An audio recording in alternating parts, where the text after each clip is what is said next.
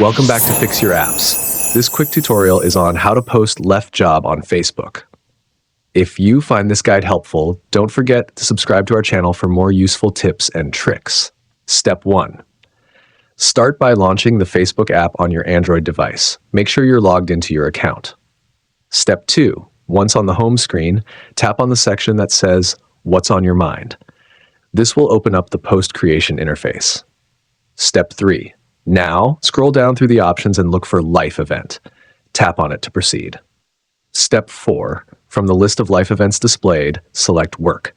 Step 5. Under the work-related options, choose Left Job. This lets others know that you have recently left a position. Step 6. Next, tap on Add an Employer. Here you'll need to select your previous workplace. Additionally, add the date when you officially left the job.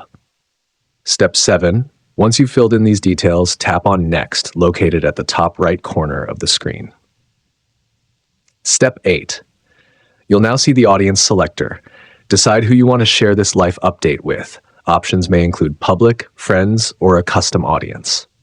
Step 9. Finally, tap on Post at the top right corner, and your update about leaving your job will be shared on Facebook.